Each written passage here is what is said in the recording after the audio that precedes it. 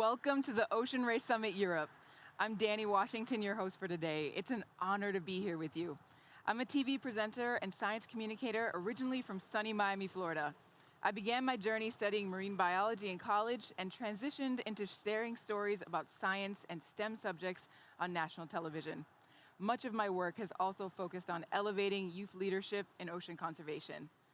We were supposed to be streaming live from Brussels and meeting some of our speakers in person, but like many of you, we've had to adapt and adjust to the changing circumstances, just like the ocean racers who inspire us so much. So although I'm streaming live from Los Angeles, California, I'm delighted to still be able to connect virtually with all of our esteemed lineup of speakers who will be sharing their insights and solutions to help protect the ocean. The benefit of making this a virtual summit is that we can have more people join us from across the world, making the event more inclusive and far-reaching. A big welcome to everyone and a special warm welcome to those of you from our European host cities where the Ocean Race Europe has been stopping over the last few weeks. It's been a very exciting race, and we'll definitely speak about that soon. First, I want to make sure you're comfortable on our new events platform and can easily navigate. Be sure to make the event full screen so that you can get the best viewing experience. Hopefully, you already had a chance to do some online networking. If not, there will be an opportunity after the event for one-on-one chats, virtual meetings, or group meetings. The Race with Purpose team and I are also available after the event, so make sure you connect with us. Open the live event chat at the bottom of your screen to talk with everyone at the summit. We'll be posting links, polls, and more information about our different topics, so check them out. This is our fourth summit in our current series, following Newport and The Hague last year, and Genoa in 2019. We have previously discussed nature's rights and the notion of giving the ocean rights, and we'll continue exploring this throughout the series. And in the upcoming summits from 2021 to 2023, we'll be exploring ocean governance, the nexus of ocean and climate and ocean protection. As well as a fantastic lineup of speakers, we have 8 action labs in which we'll break into groups to take a deep dive into different issues relating to ocean health. Facilitated by experts in these fields, it's your chance to add your insights to help catalyze ocean protection. I hosted the most recent summit in Newport last September, and based on that experience, we should be in for some really inspiring conversations. And throughout today's summit, we will hear from mayors from the Ocean Race Europe's host cities that are committing to initiatives to help protect the ocean. Both the summits and Relay for Nature are helping to catalyze action in the places it visits. I'm here today with Race Chairman Richard Bricius and the EU Commissioner for the Environment, Ocean and Fisheries, and patron for the Ocean Race Europe, Virginijus Sinkevicius. Commissioner, thank you for joining us today. We're really looking forward to speaking with you throughout the event to discuss all things ocean and your insights and plans for a better ocean governance in the EU. Thank you very much for having me, and of course it's a privilege and pleasure to join the discussions today, and I'm looking forward at another unique chance, I would say, that to dive deeper into our oceans and underline the importance, first of all, that they are our firm ally when we speak about climate change and fight against climate change. Yes, and Richard, I'm thrilled to see you again. It's really hard to believe how fast time has flown by since our time together last year at the Newport Summit. So it's wonderful to see both of you today. It's so great to see both of you. So we know things are quite busy on your end, so thanks again for making time in your schedule to join us. This summit is linked with the inaugural edition of the Ocean Race Europe, which is finishing this week. The Ocean Race wanted to highlight the potential Europe has in leading the way in ocean health. I'd like to begin with hearing from Richard. So Richard, the Ocean Race is racing with purpose. What's that about? Well, again, thanks, Danny, and thank you, Commissioner. It's just outstanding to be here with you today. And as you know, the Ocean Race around the world is the ultimate test of a team. And there are less people that have done this race than the amount of people who have actually climbed to the top of Mount Everest, to give an indication. And as a sailor in the Ocean Race, you get this special bond to the ocean, and you care for the ocean, and you respect the ocean. And the purpose of the Ocean Race is to unite people to achieve the extraordinary. and to contribute to a healthier ocean and planet. And we call our program Racing with Purpose. Super. And now you have a new race around Europe. Yeah, we do. And actually right here behind me in the great port of Alicante, it was filled with 12 race boats and the best race crews from around the world, from around 30 countries, just the last weekend. And those teams are now racing on the final leg of the Ocean Race Europe. And there is a big battle going out in the Mediterranean for the podium position. And the Ocean Race Europe is a new race to unite Europe and to bring sailors together who have extraordinary ambitions. And I've learned that truly great achievements are the result of people with great ambitions working together in teams and networks towards a clear goal. And that goes for sailing and it goes for life. So Absolutely. the question, what inspired us to do the Ocean Race Europe, is the knowledge about what a team can achieve. And early on in the pandemics, we realized that Europe has a powerful global role to play, as the commissioner is very central for the ocean, I should add. And we wanted to do our bit to this. So we decided, let's try to team up with European leaders. And today, some of the greatest of those you will meet. And I would say that was the birth of what is now the Ocean Race Europe. Well, I feel extremely honored to be on this journey with the Ocean Race for the series of summits up until 2023. But Richard, what is the ultimate goal? Yeah, Danny, I'm also honored and fortunate, I feel, every day to be on this journey. But as in sport, it is really our duty to always do our best on this journey when we have this opportunity. And in sport, we really like fair play and we like fair rules. And we see that we probably need a fair rule book for the high seas. We need even sharper governance and ocean management. So that is our goal. And our planet really needs us, all of us, to place the UN Sustainable Development Goal 14, life below water, at the top of the global climate and biodiversity agenda. And if you ask me, the ocean still receives far too little attention from world leaders. But together with us here today, we have an incredible gathering of experts and of organizations from around the world, all driving for better ocean protection and governance. And many have worked for years and decades for the oceans and done extraordinary things. And we want to join forces, work together with you, and look at the idea of what we call a universal declaration of ocean rights. And could that be the action needed to protect the ocean also beyond 2030? Yes, and beyond the actual ocean race, I understand there's another race, or should I say relay, taking place that you're involved in. Am I correct?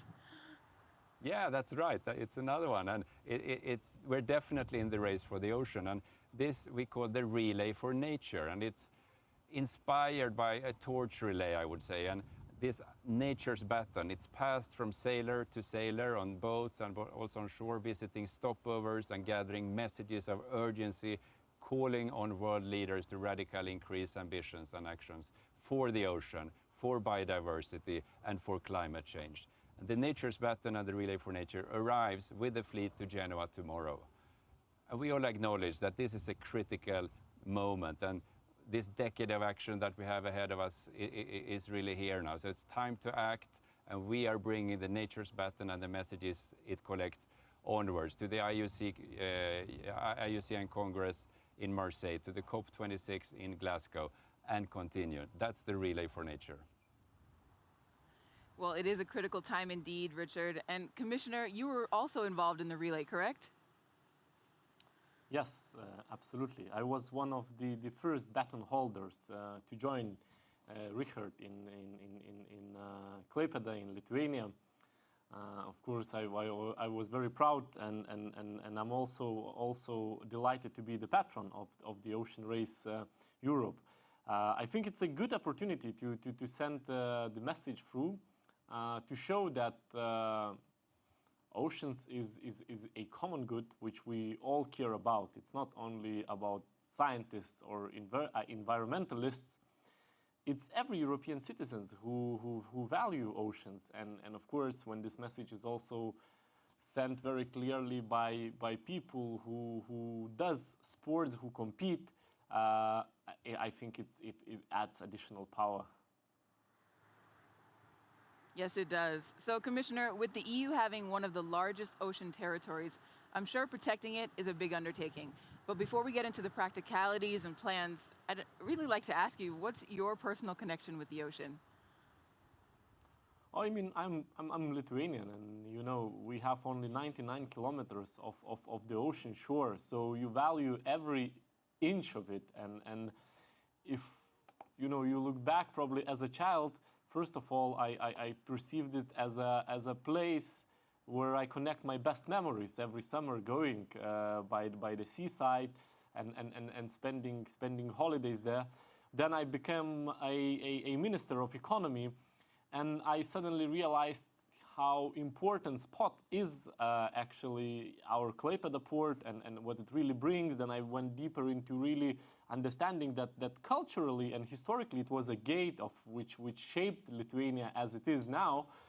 And finally now, of course, as a commissioner responsible for oceans, I have a very clear duty to make sure that we advance, we leave oceans cleaner, healthier for future generations, and that oceans and their ecosystems they serve and provide us with invaluable support as regards of the climate change issues. Yes, and speaking of future generations, I understand that you have a young son that also loves to spend time in the ocean.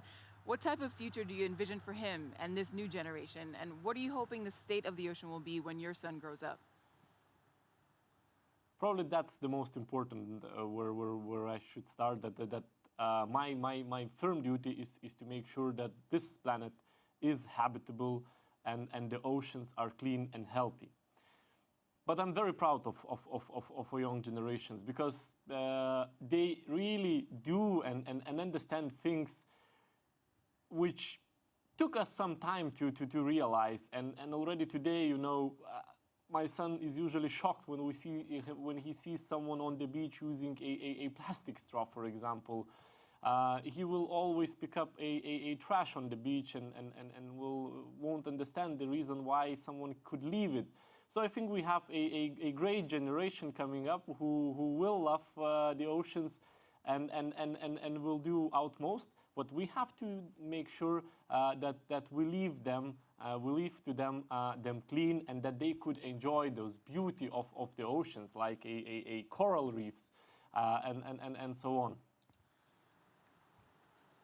Yes, definitely. Well, thank you, Commissioner, and thank you, Richard.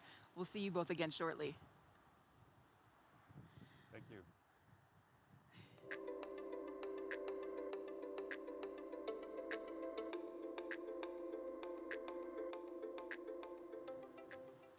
Well, let's get things started by examining ideas on how to revamp ocean governance. The European Union is a leading player in sustainable development and has already adopted more than 200 pieces of legislation that are directly related to marine environmental policy and management. However, a study titled Marine Legislation, the Ultimate Horrendogram, and yes, that term is quite fitting for this type of diagram, shows the huge number of different measures aiming to tackle the impact of human activities on the marine environment. But maritime affairs are often dealt with by separate sectoral policies without fully integrating all the relevant sectors. So in a nutshell, there is a need for more connection between these various sectors and policies. This compartmentalized and fragmented approach doesn't seem to be working, or it's not giving the protection the ocean really needs. Thanks to our understanding of marine science, we know that the ocean is interconnected, which naturally requires an integrated and holistic approach. So here to talk about how we can revamp ocean governance is Pascal Lamy, president of the Paris Peace Forum and chair of the EU Mission Starfish 2030 board. Mr. Lamy, hello. Hello, good to see you. Great to see you as well. So let's jump right in. The Mission Starfish report has a highly ambitious target to revamp ocean governance. What is Mission Starfish, and what does revamping ocean governance mean, and how can it be achieved? Well, Mission Starfish is a broad and comprehensive action plan, the ambition of which is to regenerate the EU hydrosphere by 2030. What I mean by hydrosphere is the whole of water systems, ocean, seas, lakes, rivers, everywhere there is water in Europe. And we know it works as a system. So it's a proposal which is now on the table of the European Commission. We know we have the support of Commissioner Sinkevičius, who just talked, and I've been talking with my colleagues and him quite a long time for the last 18 months in structuring this big action plan. We've given it the name of Starfish because what we have to do in Europe to regenerate our degraded hydrosphere is like the 5 legs of a starfish. They have to be there together for the animal to live. They have to be there for this mission to happen. 3 of them have to do with very precise actions: zero pollution, decarbonization of the EU blue economy, regeneration of a number of degraded habitats and zones in the hydrosphere. 1 of them has to do with science, knowledge, citizens' science involvement, and 1 of them, which you can see now on this picture, has to do with governance. That's my answer to your first part of your question. To the second part of your question, what have we suggested as far as revamping ocean, water, the hydrosphere governance in Europe, which, as you rightly said, is all over the place, sort of big bazaar, maybe not as big a bazaar as globally, and I was a member of the Global Ocean Commission who tried to put a bit of rationality in the global ocean governance. It led to SDG 14, it led to having Peter Thompson as UN Special Envoy. In Europe, we still have a mess, in a way. And what we proposed were 4 things. 1, create an integrated EU system of ocean and water governance, a single one, to oversee the implementation of the Starfish mission if the Commission decides to push on the launch button sometime around mid-July.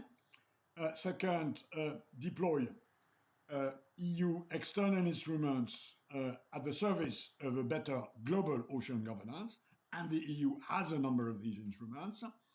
Third, develop what we call an EU maritime strategic autonomy, which is about connecting marine on the civil side, marine on the military side, in order to improve the security of the maritime space of the EU, which, as you said, is a very, very large one. And finally, last but not least, to create a network of citizens' assemblies to enable citizens, stakeholders to input, to participate in the implementation of this Starfish mission. So this is a very ambitious set of proposals. So far, the Commission has embarked on part of that. Wonderful. So out of those different components, Mr. Lamy, what do you think is one of the most important takeaways from Mission Starfish when it comes to ocean governance and the Green Deal targets? I think so far there will be major takeaways in the future if the Commission pushes the launch button. So far, what they've done, which is, in my view, a big step forward, which is already an existing result of the preparation which we did with colleagues, NGOs, stakeholders, is that they've invented a new system of governance within the Commission with mission teams, mission managers that cut across all the departments of the Commission, that cut across all the portfolios of the commissioners, so that regenerating the EU hydrosphere, which implies investment plans, regulations, science, innovation, a lot of EU policies are integrated. And I think that's the first step. It's not exactly where we want to go in terms of ambition, but let me say that for the first time, they've quickly decided to, having understood that the 5 legs of the starfish have to do together, they've put the starfish in the hands of a mission team that integrates these whole approaches. And I think this is already something very positive. Absolutely. So for those of you watching, if you'd like to take a deep dive into Mission Starfish Report, we've added a link with the downloadable PDF in the chat. So thank you very much for your insight, Mr. Lamy. My pleasure.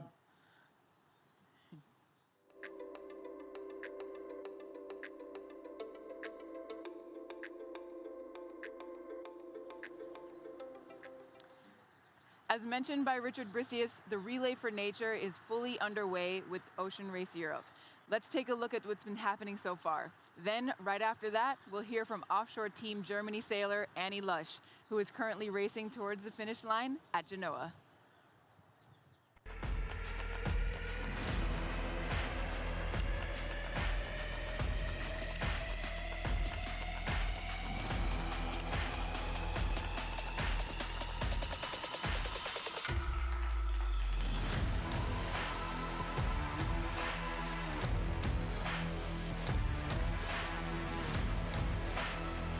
Welcome to the inaugural Ocean Race Europe.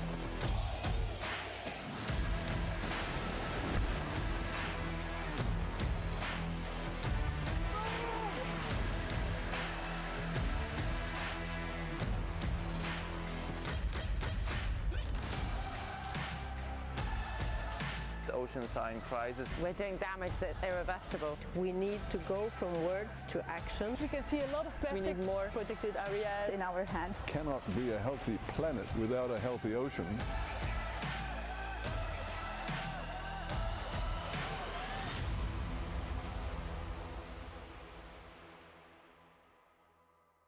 My message for the baton is for everyone to understand how important it is that we educate people about the ocean, the massive role that it plays in sustaining life on Earth and particularly in climate change. The problem for the ocean is it doesn't have a voice that we can hear, and it's kind of out of sight, out of mind. Most people are quite aware of perhaps issues on land or protecting the rainforest or something, or shrubland near their farmlands, things they can see, but not many people actually go out into the ocean. And so I suppose it's very easy to ignore it, but it's vital and it doesn't have a voice, so we've got to find a way to give it a voice. It does have its own rights. The whole ecosystem that lives there, including the animals, but also all the plankton, I mean everything that's fundamental to our life needs to have a voice. So yeah, I think it's really important we don't just see it as an object. It's a living ecosystem, and someone's got to stand up for it. The first time I sailed into the Southern Ocean, which I think is one of the most remote places you can go to on Earth, and was with Team SCA in the 2014-15 Ocean Race.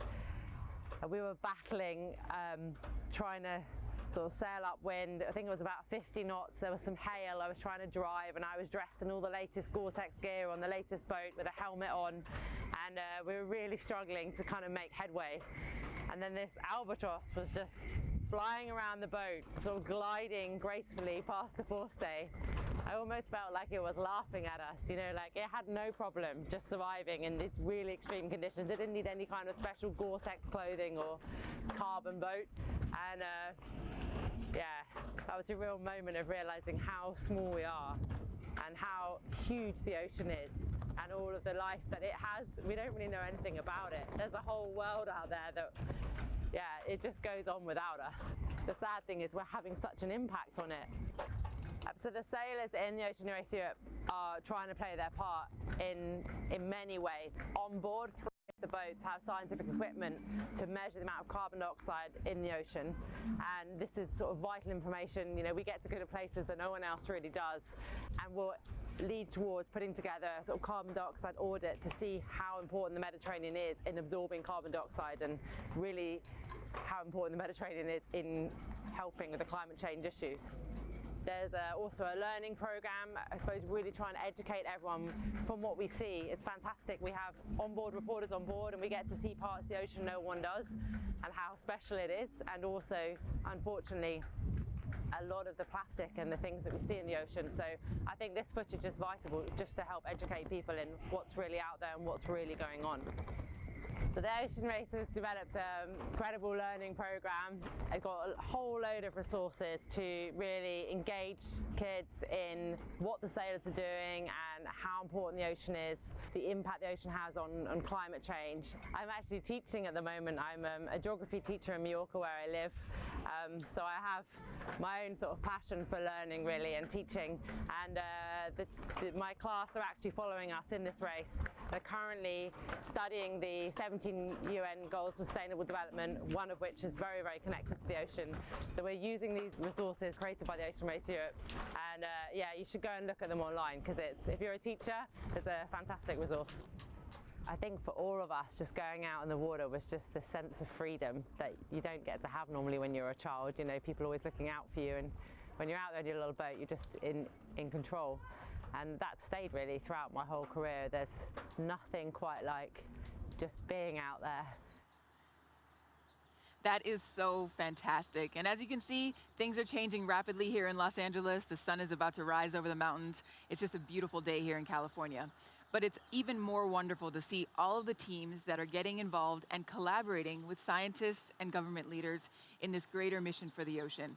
Collaboration is key in these global challenges. Awareness and education is also essential. Seeing Annie inspiring the next generation of ocean champions and sailors through her work as an educator is simply amazing. What an inspiration.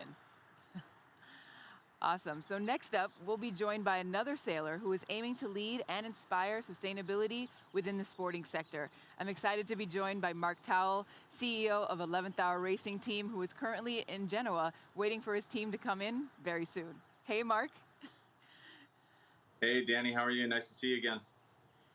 Great to see you again, and reconnecting since we saw each other last in September during the Ocean Race Summit in Newport. I'm really excited for 11th Hour Racing Team in Europe. Yeah, we just got to Genoa last night, and it's been a really interesting event. I'm actually on shore for this time, but following the racing has been incredible. It's been quite a wide variety of conditions, everything from 40 knots sailing through Gibraltar into some of the light air as they're making their way up to Genoa. And we've got a three-way tie at the top, so it's going to be an exciting final 24 hours. Definitely exciting times. And in the final leg of the race, how's the team doing?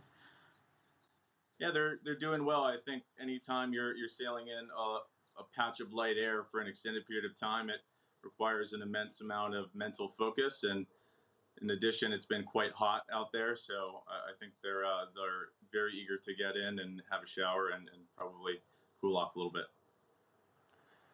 I bet. So, Mark, this is your third race campaign with the Ocean Race, and once again, your team is taking a strong leadership role, not just within the sailing community, but also within the wider marine industry. Yeah, today is actually a really exciting day for our campaign. Beyond the fact that we're in the final stages of this leg, we are today launching our sustainability toolbox, and that's a really monumental moment for us. The sustainability toolbox is a suite of how-to guides, case studies, and templates. And really the goal is to try to create a framework for any organization that wants to try to build out a sustainability program. One thing we found is that everyone is generally very interested in the topic, but sometimes struggle to figure out exactly how to get started. And we've been very fortunate that we have a sustainability program within our team, and through a lot of collaboration have built out a framework to help any organization in any industry start their sustainability journey. Excellent. That is so exciting, Mark. And I know you all have been really busy because you recently published an annual sustainability report, which showed the fact that you all were maximizing the additional year of prep that you've had thanks to COVID. But that, other than the launch, can you tell us a little bit more about what exactly the Sustainability Toolbox is? Yeah, absolutely. So the Sustainability Toolbox is really an extensive piece of collaborative work. We've been working on it for the last 18 months and collaborating with people across many different sectors. So in some ways it's been led by our team, but really has been had a lot of people contributing to it. The way it works is there's 8 stages, and it's, again, really meant to help any organization or business who wants to build out a sustainability program take you through that journey. So it starts with different stages, and within each one, there's case studies, there's templates, there's sample tracking spreadsheets, all the tools that you should need to get going on that journey. And really our hope is that we can build out a community as this expands. We've been really surprised and inspired by how many people have signed up. Even within the last 24 hours, we've had over 100 registered organizations, and from a wide variety of different places. We've had a solar company in India, the Special Olympics and the Paralympic class, a lot of people in the marine industry.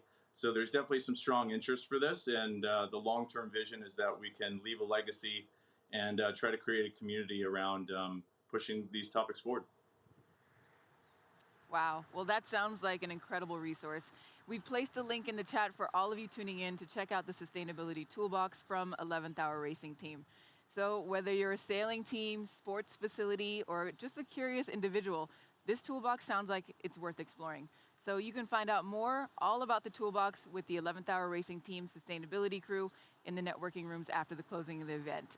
So Mark, thanks again for joining us and taking the time in the midst of the race to say hi and to tell us about the new announcement. Thank you very much. Please send my best to the rest of the 11th Hour Racing Team.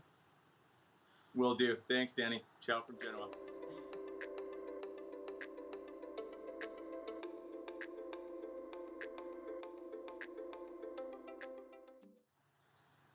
We've seen how sailors are doing their part in revamping ocean protection, and now let's explore what some government leaders are doing to safeguard the ocean.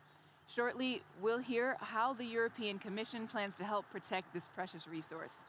But first, let's take a trip to the tropics, where I previously connected with the former president of Palau, Tommy Remengesau. Palau has been leading the charge in ocean protection with their bold steps, serving as a great example of how other nations can conserve what we have left. President Remengesau, you have created an incredible legacy. Can you tell me more about how Palauan heritage influenced these laws and policies, and how other countries can learn from Palau's culture of conservation? You know, when you live in a small island setting surrounded by vast oceans, you're actually from a large ocean state. And with it comes the large and great responsibility of making sure that the health of the ocean continues to sustain life as we know it on the islands.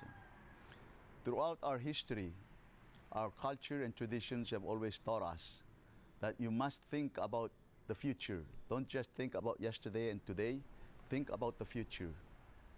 And so from early age, we are taught that conservation is a large part of who we are and whether we survive as an island people and as island countries. That's why it's important that our laws reflect those values. And so we have been able over the years to put those traditional practices, those values, to become the law of the land. That's why we did the Palau National Marine Sanctuary, which fully protects 80% of our territorial waters, something like 500,000 square kilometers of fully protected area. We understood the intertwined and interdependence relationship of the coral reefs and the vast ocean. We knew there's a value of protecting the fish so that they can move on to other places. There's a spillover factor very much behind the scientific value of protecting the ocean so that other open areas can also thrive. We also did the Palau Awareness or the Palau Pledge. It makes sense that this is an international partnership, that visitors and friends who come to Palau also share in the responsibility with our children to fully protect the ocean, fully protect the environment, so that we can all live in a world that now depends on the good health of the ocean in order to survive. That's the value of what we have done in putting traditional and cultural values to become the law of the land. I know a lot of countries are faced with similar challenge of how we can fully protect the next generation. You know, a wise man once said, the environment and the ocean is not really our inheritance to enjoy only. We are actually borrowing it from our future children. And that's the way we should think about it. The climate crisis is the #1 challenge for the future of the world. Countries need to have stronger and robust laws for them to protect their waters, protect their environment, and protect their people. But at the same time, in doing so, they will also be mitigating the problems and the impacts that their actions are also having on smaller island nations like Palau and the rest of the Pacific.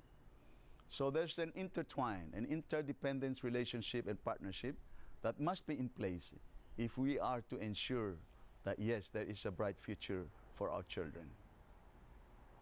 You're a father of 4 and a grandfather of 6, and after 16 years as head of state, what are some of your hopes for the future and for future generations globally?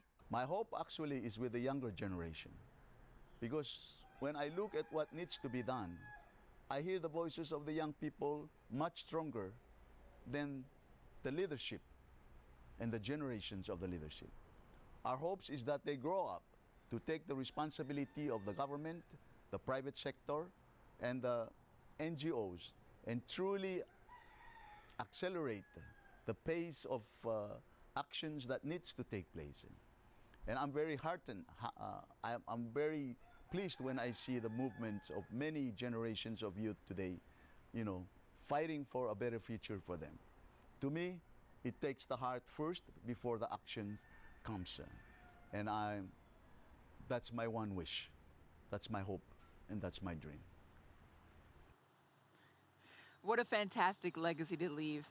Now, President Remengosao is out of office. He told us that he's returned to life as a fisherman, but he's still devoted to protecting the ocean through a number of initiatives, such as the Remengosao Foundation, which is committed to working with young people. He's also a member of the Council of Chiefs and continues to work with the wisdom and knowledge of the chiefs in order to fully protect the ocean and do important work with the government. And more recently, he was invited to be an ambassador with the Pew Bertarelli Ocean Legacy Foundation, working with other ocean leaders, spreading the message that we all need to work in partnership in all sectors to truly make a difference. Thank you, President Remengosao. So let's sail back to Europe, where we're honored to have a leader in ocean protection, the Minister for Ecological Transition in Spain, Teresa Ribera, here to discuss ocean protection, along with welcoming back the EU Commissioner of Environment, Ocean and Fisheries, Virginijus Sinkevicius. Let's jump right into the specifics of how the EU plans to protect the ocean. So, Deputy Prime Minister Ribera, where does Spain stand in effective protection of 30% of national waters and the 30 by 30 movement? We are working hard. Hello, it's a great pleasure to see you all and to follow this conversation that you have organized in such an attractive manner with so many committed people. We are working hard because we know, as a country surrounded by water, by the ocean, we know that our economy, our welfare, our prosperity, but also those of who are to come depend on the healthy states of the ocean. And it is important for the climate, it's important for the biodiversity, but as I say, it is also important in an egoist manner for us, humankind.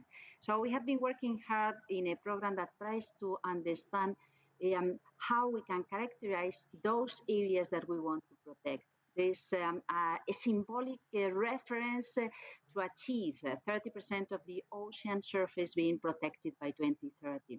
We are working to define these areas to raise the bar up to 15% in 2023 and up to almost 22% in 2025, so that we can achieve this goal by 2030. And this program, what we call INTEMARES, Integrated Project to Identify Biodiversity, the state of the waters, and so on, is convening very interesting people and research on how best we can learn what we have. And after that, it's what it matters, how we can define with the protection of the rules, the protection of the law, but also the compatibility of the different activities in those areas that are not protected. We can ensure a proper level of state, for the ocean. Excellent. Thank you, Deputy Prime Minister. So, Commissioner, I'd also like to hear more about the EU's commitment to the 30 by 30 goals. With fewer than 1% of European marine protected areas fully off limits to fishing, are there specific blue parks within the EU that will be established in order to help us reach this 30% goal by 2030? So, at our biodiversity strategy for 2030, which is, I think, the most ambitious document we have the ambitious goal of protecting 30% of the EU seas. And at the moment, as an example, we are at around 12% with national protected areas and with Natura 2000 areas. So now, of course, member states will cooperate very closely in defining those areas which could be protected.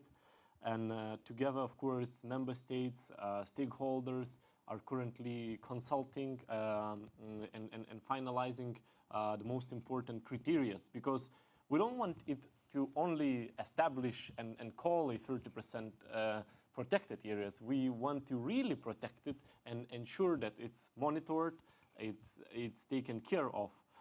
And by 2024, of course, we will take stock where we are. Are we on, let's say, on a track to reach that goal? Awesome. Now, swinging back over to Deputy Prime Minister, moving a little further from home in Spain, how do you plan to lead in protecting Antarctica? We have been, together with other colleagues from different regions of the world, insisting on the importance of the protection of the Antarctica. And there, the areas are already very well identified, thanks to the cooperation coming from different countries. And I think that what it is important is to focus on that purpose, on that objective, because it is true that what we think about the Antarctica is research, is peace, is multilateral cooperation, but it is also a biodiversity reservoir and a very symbolic climate thermostat. So it is important to achieve this goal. We have been working hard while we were presiding the conference of the CAMLAR, so working on the Antarctic Treaty. But now we have a new opportunity to provide some support to our colleagues from Sweden who are in charge of this task, because we want to celebrate that 30 years ago, we had a great success dealing with the Antarctica in Madrid, with the Protocol of Madrid to protect the biodiversity in the Antarctic area. And I think that it is time to stocktake what we have achieved, what it is still missing, and how we are looking into the future. And we would be delighted to share views and to identify whatever concern there may be in some of our colleagues who are also signatories of these very important treaties around the Antarctica. Wonderful. Commissioner, the Baltic Sea Action Plan is unique with the number of governments coming together to agree to protect this specific water basin, so including your own Lithuanian government. Do you think we could learn from this initiative when we look at protecting Antarctica and the Arctic? And how will the EU support protection of these important regions and the high seas?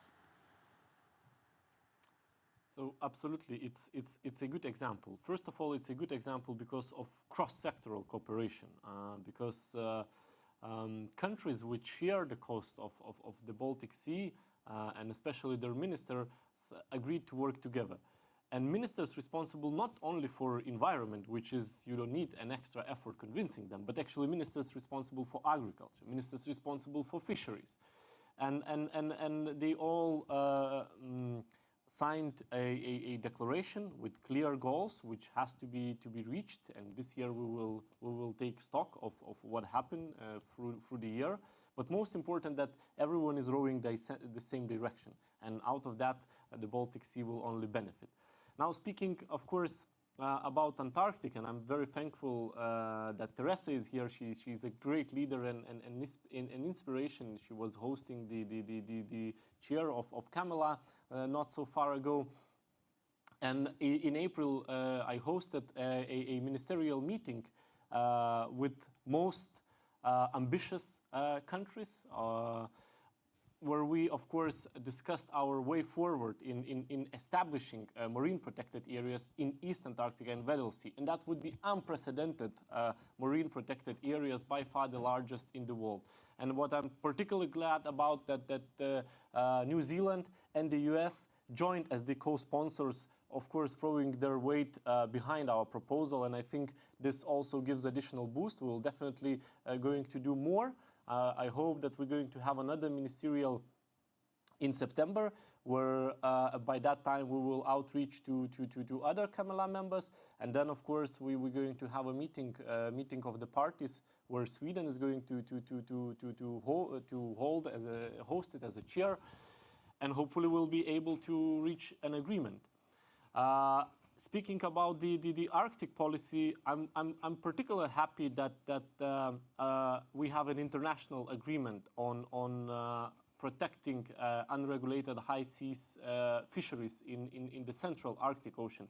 And I'm pleased to share with you that this agreement kicks in from the 25th of June, and that's a very positive step.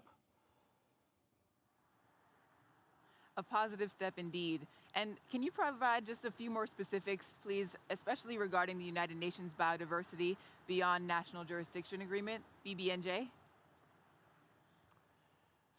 With regard of the BBNJ, or so-called the High Seas Agreement, I'm very much attached to, of course, reaching a speedy conclusions. Yes, the pandemic prevented us from live meetings, from tough negotiations, but I think a lot has been done, and it's time to really move forward and finally reach agreement and protect the high seas, because at the moment we're trying and we're doing relatively well what is close to our shores and close to country shores, but when it comes to high seas, unfortunately, it's so much to be done. And of course, I'm looking forward for another date to be set of intergovernmental conference, where we, of course, be pushing for agreement to be reached. Well, thank you for answering that, Commissioner. One final question for you. We heard from Pascal Lamy about revamping ocean governance in the proposed Mission Starfish report for the European Commission and its ambitious targets. What does revamping ocean governance mean to you, and how will it help the Green Deal? First of all, let me thank Pascal and his team for an excellent work and for their report, because it really fits in very well with our Green Deal objectives, putting a spotlight on the oceans, which undeservedly often is forgotten. We have started preparation to update our international governance agenda, and we are in the middle of our consultation. So, of course, the report will perfectly fit in. In the EU, we think that we have to, of course, first of all, lead by example, and our 30% protection goal, our common fisheries policy of sustainable fishing is something where this is the must homework which we have to do, and of course lead by example. It's going to be a very challenging, because more and more will be pressure on oceans. If you look of our further renewable energy needs, if you look that the fisheries is also providing us with nutritious food, and of course, the shipping and so on will continue as an activity. So the pressures will only increase. And here, importantly, will come our role to ensure that seas and oceans are not treated as the first come, first serve, but really we would make sure that we have a balanced approach, but most importantly, we ensure a healthy ecosystems. Definitely. Deputy Prime Minister, do you have a few parting words for us? Please, yes. Now, I would like to make a final comment on the idea of reaching a Blue New Deal. I think that we talk very much about Green New Deal, and at the end, we may introduce this concept. As the Commissioner was saying, it is important to make the connection with what it happens in the ocean, because most of the pollution, most of the problems that the ocean suffer come from inland. So I think that we need to reconnect what this means, strengthening our capacities at the regional level. And some of the pollution that suffers the ocean come from the maritime transport and what we call the blue economy. Why we do not think the blue economy in a much more greener way? I think that this is quite a challenge. I think that we have been introducing and strengthening the connections, the dots between climate and the ocean agenda, and we may connect also with everybody in the world thinking, hey, the new green is the blue, but the blue needs to get a little bit more greener in our action. I love that. Thank you so much. Many thanks to both of you for joining us today. We really appreciate your insights. Bye. Bye. Next up, we're going to hear from some of the leaders in the Ocean Race Europe's host countries and their ocean protection initiatives. El mar forma parte de la identidad de Alicante y de la Comunidad Valenciana. Y hoy más que nunca debemos hacer frente a la emergencia climática, construyendo estrategias para construir economías sostenibles. Desde la Generalitat Valenciana apostamos por la conservación ambiental y la economía azul. La situación de nuestros mares y océanos afecta a todo el mundo. Necesita cooperación y alianzas entre regiones, administraciones y sectores públicos y privados. Y sobre todo lo que necesita es investigación, innovación e inversión. Por eso, hoy les anuncio que nuestra comunidad es una de las 4 autonomías a las que el Ministerio de Ciencia ha aprobado 4 proyectos elegibles para fondos europeos. Uno de ellos es el de sostenibilidad del medio marino, que pondremos en marcha este mismo año 2021. Tendrá un presupuesto de 50 millones de euros en total, de los cuales 10 corresponden a la Comunidad Valenciana. Y vamos a trabajar en la monitorización del medio marino, la acuicultura sostenible e inteligente, la economía azul. Y además lo vamos a hacer en cooperación con otras 4 comunidades autónomas, con Andalucía, Cantabria, Galicia y Murcia. Apostamos por nuestros océanos y confiamos en la ciencia para preservarlos. The City of Stockholm is committed to ensuring safe and clean water quality for people and the planet. Therefore, Stockholm is investing 900 million euros in updating its wastewater treatment plant to become one of the world's largest state-of-the-art membrane technology systems. And this project is necessary for us to cope with the rapid population growth and the technology that can help us attain the much-needed requirements regulated in the Baltic Sea Action Plan and the EU Water Framework and Bathing Directives, which will protect our surrounding waters. Nitrogen emissions are reduced by 40% and emissions of microplastic are reduced to almost zero. To strengthen Stockholm's resilience to heavy rain and downpours, the project will update the infrastructure to collect wastewater, which will reduce the amount of untreated water that ends up in the sea.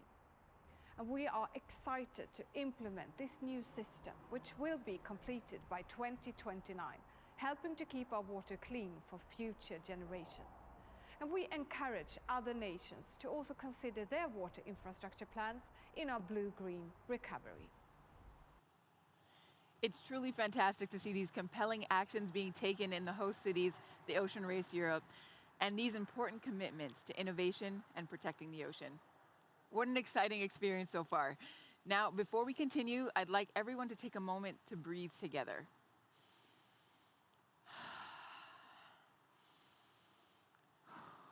Oh yeah, we're reminded that that second breath we just took in was provided by the ocean. This simple fact always inspires a deeper conversation, exploring how we can show greater reverence for the ocean today and every day.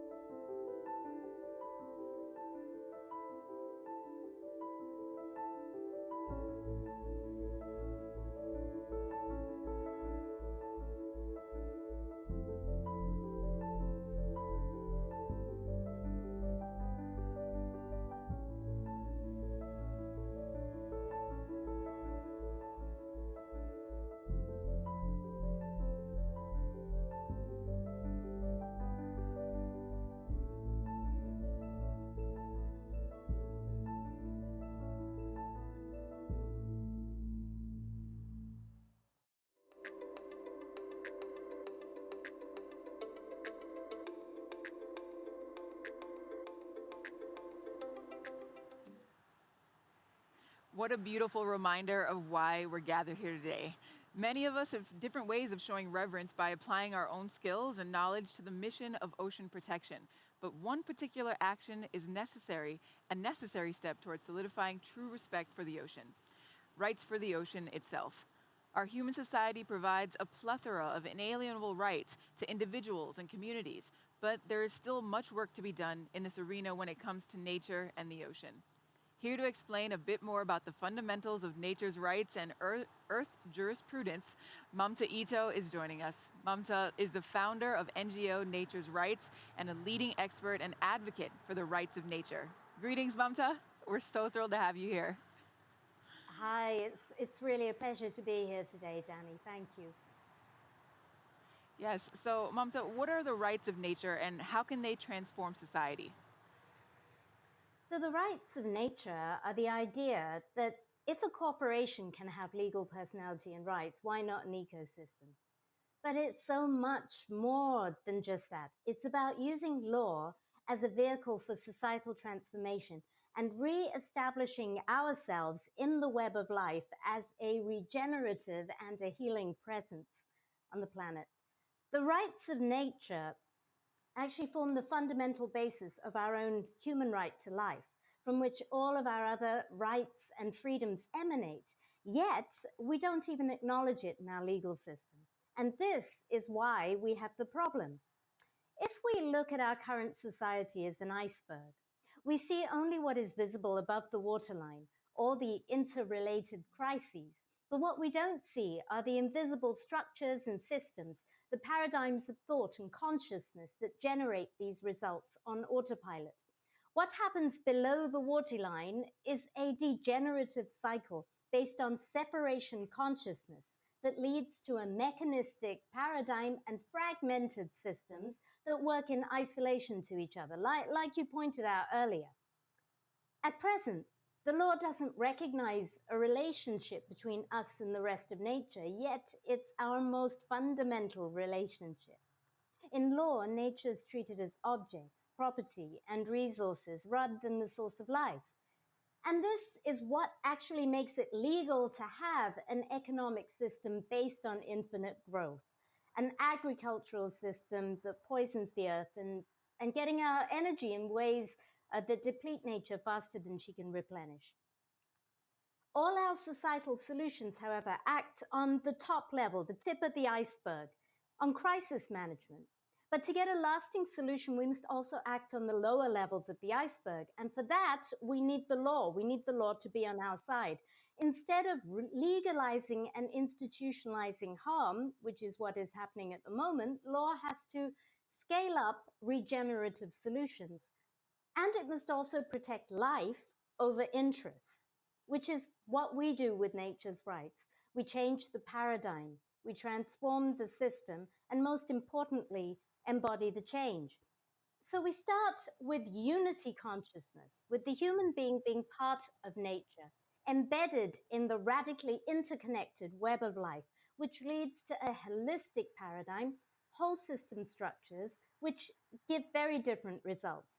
When embedded at all levels of law and across all policy areas, an earth-centered, relational, and ecological approach to lawmaking scales up regenerative results on autopilot. Nature's rights reorientates the whole of society to pull in the same direction, bringing lasting systemic change. Thank you, Mamta. And before we move on to our panel, can you just briefly talk about how this is different from environmental law? Sure.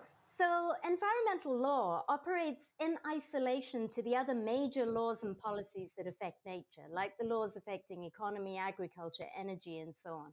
It acts at the periphery to manage the externalities, the worst effects of a destructive system, whilst leaving the system itself intact. Nature's rights, on the other hand, is about fundamental rights. So it works at all levels of law across all the key policy sectors that impact nature to address the root causes of destruction and to drive systemic change. Also, another point to note is that environmental law is human-centered and it takes a reductionist approach to complex adaptive systems like nature and human societies, which don't behave in a linear or a quantifiable manner. So with nature's rights, we take a relational, an ecosystemic, and a precautionary approach to deal with complexity in an increasingly unpredictable and uncertain world. And in this way, I feel that nature's rights is the next evolutionary step in environmental law, and it is something that will unite and will strengthen all of the other initiatives to protect nature. That's a brilliant explanation, Mamta. Thank you for that. So to build further context for our upcoming panel discussion, let's take a look at a case study happening now in Spain and how understanding ecocide can help elevate the rights of nature onto the global stage. To recognize the crime of ecocide as one main purpose is really to prevent further damages and restore the ecological balances that we destroyed. We don't look after the idea of putting person in jail. What we want is to have a legal frame which explains that some industrial activities today should be banned if we really want not to cross the planetary boundaries, if we really want to protect nature on the long term.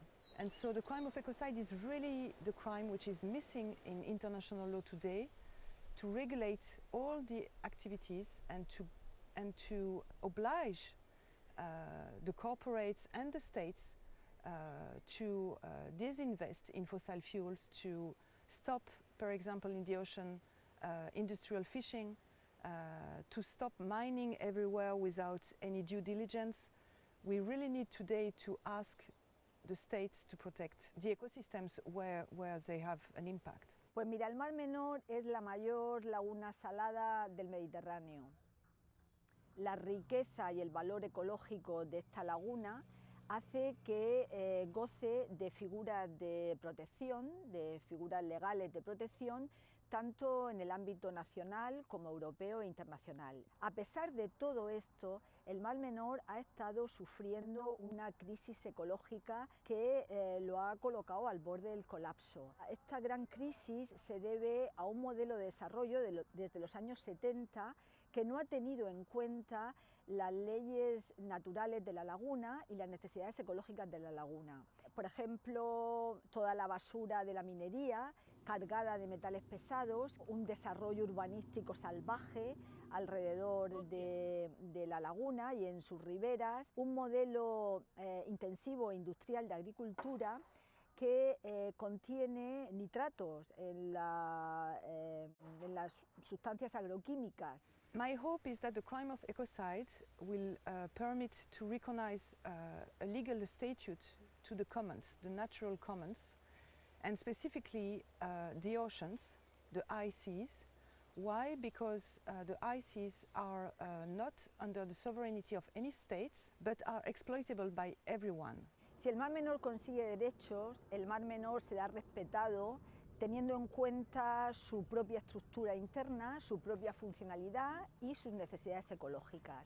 Esto significa que la vida del Mar Menor tendrá derechos en las mismas condiciones que tiene derechos la vida ficticia de las entidades mercantiles y las corporaciones y de las personas que somos los principales agentes contaminantes de esta entidad natural.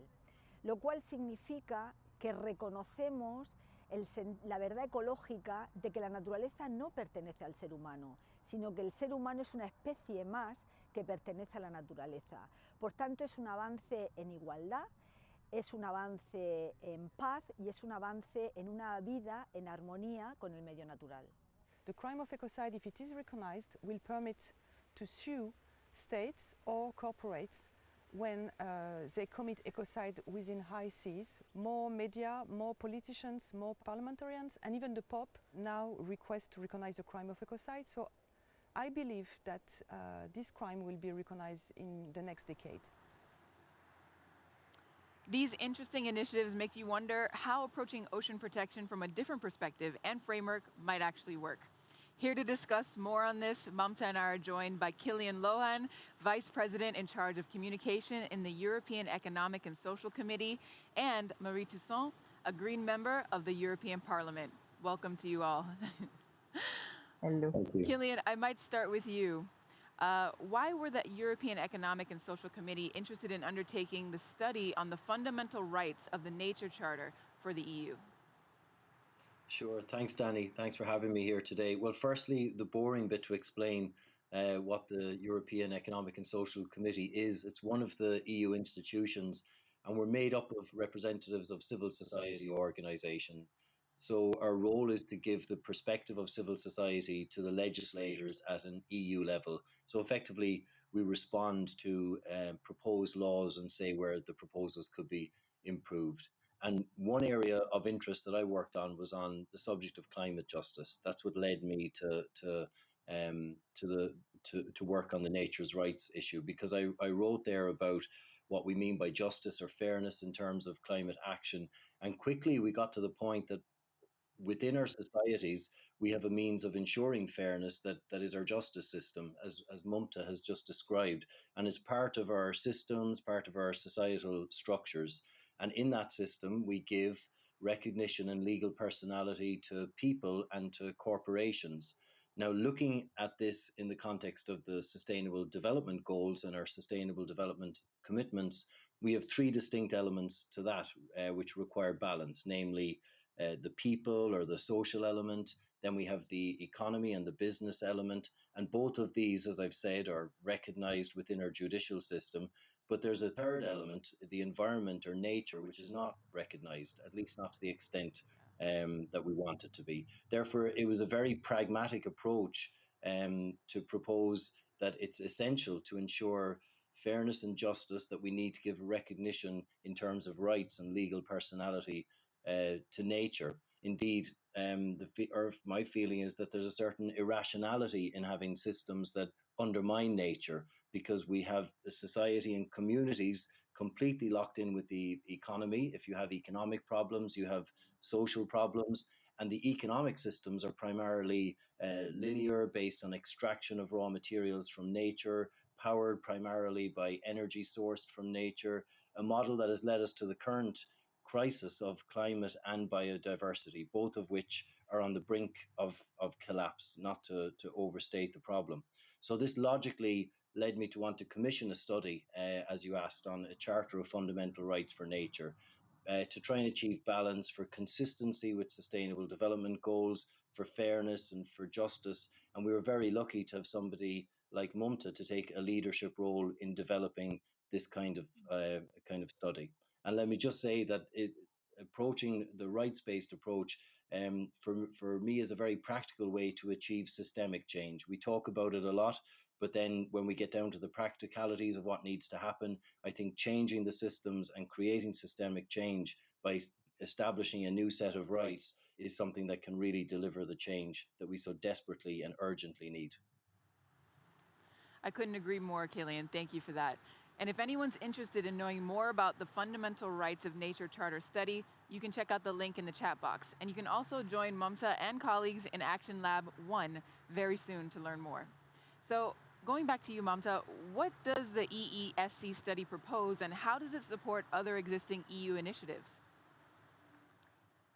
Okay, so in the study, we propose something new.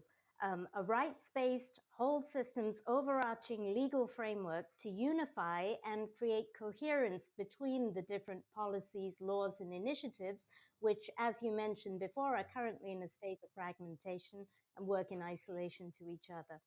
So central to our proposal is a reframing of the notion of rights and how they are held and enforced in society, as we can see in this diagram and along the lines that Kilian already mentioned.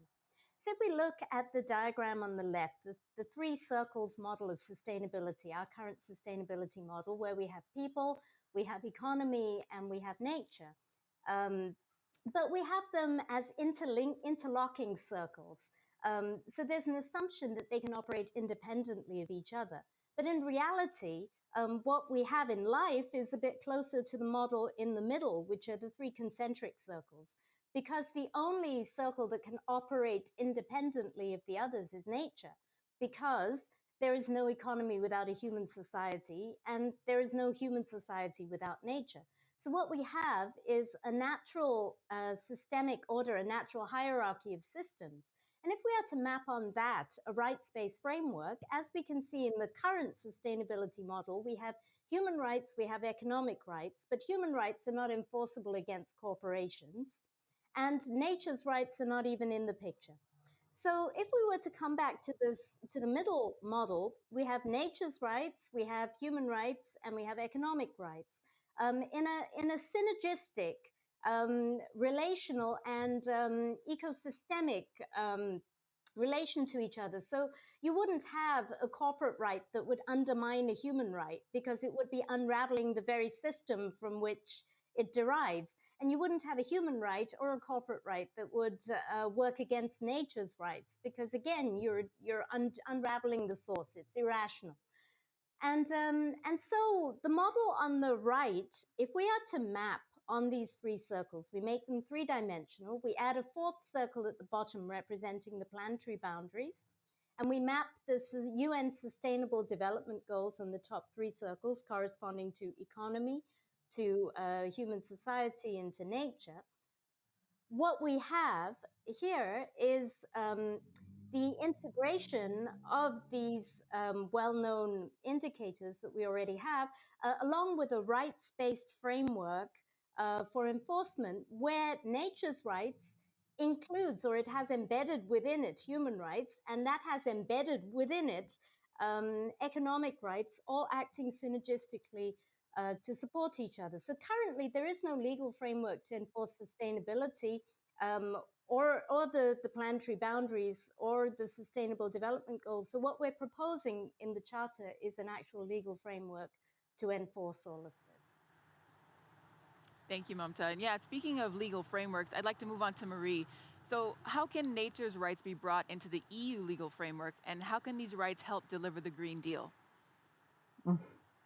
Thank you. Thanks for the invitation. Thanks also to Mamta and Kilian. I think this is really important what you achieved.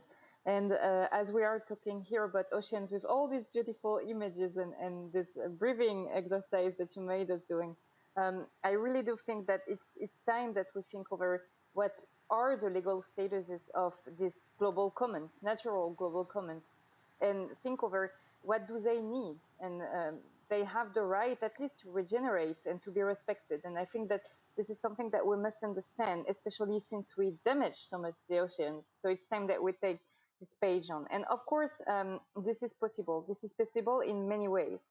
In the study presented by Mamta and Kilian on the European Charter of Fundamental Rights of Nature, we already have a few different options. We have the option of incorporating the Charter in the EU treaty. We have one article for that, the Article 48 on the Treaty of Functionment of the European Union. But we can also have something, aside, a charter as an interinstitutional non-legislative act by the Council, the Parliament, and the Commission. Sometimes we pretend that we cannot do things, but we have actually some ways if there is a political will, and in that matter, the political will to protect the living and the ocean. But we can push for the rights of nature in many different other ways, because we can also have a large-scale legal reform that would integrate in all environmental European texts the rights of nature approach and its vocabulary. So it can be done within the directive on environmental impact assessments, for instance.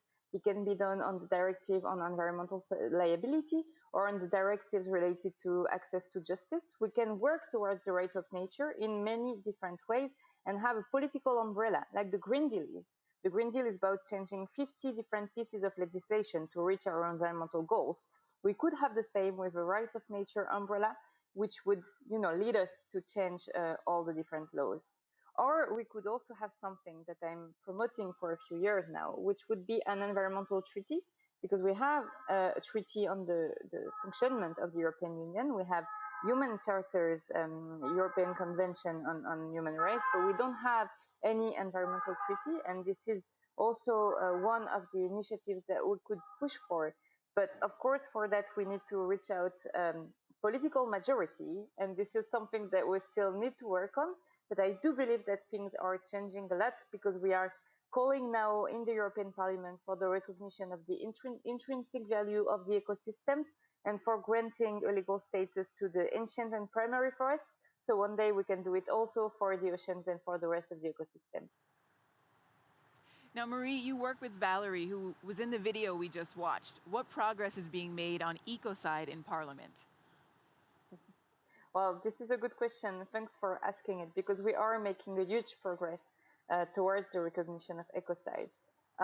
We are making this progress throughout the world. I just want to point that out. I launched last October an international alliance of parliamentarians for the recognition of ecocide, and we are growing more and more numerous. So if there are some members of parliament here who want to join us, please reach out to me.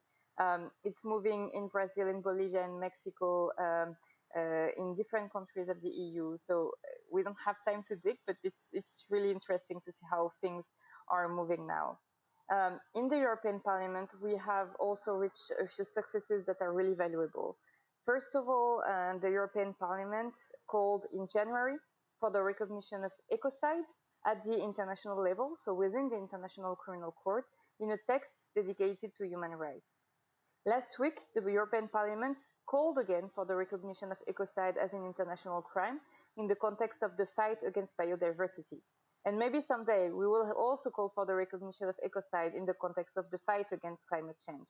What we see is that when we're talking about human rights or natural rights, as Mumta pointed out before, we are working towards the rights of nature and towards the condemnation of ecocide.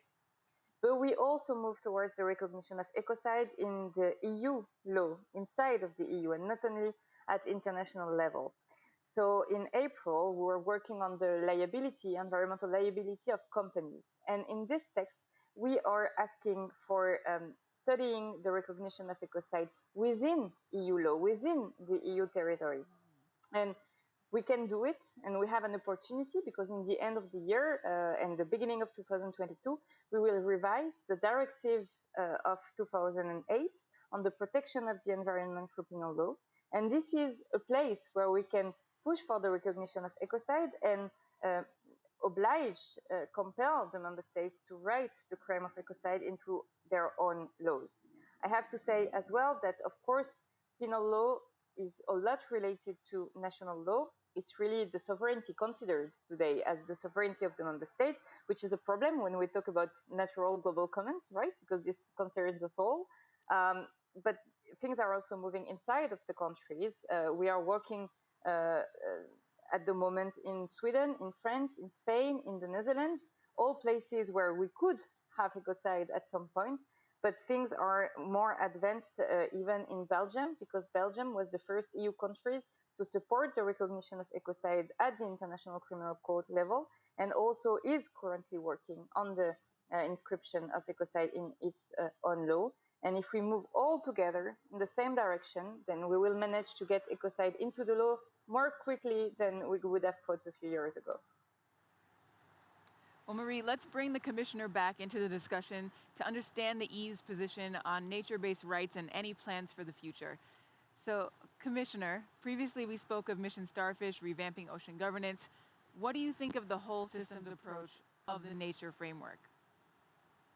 Rights of nature framework. Yes, so I think a good example is our initiative on combating deforestation.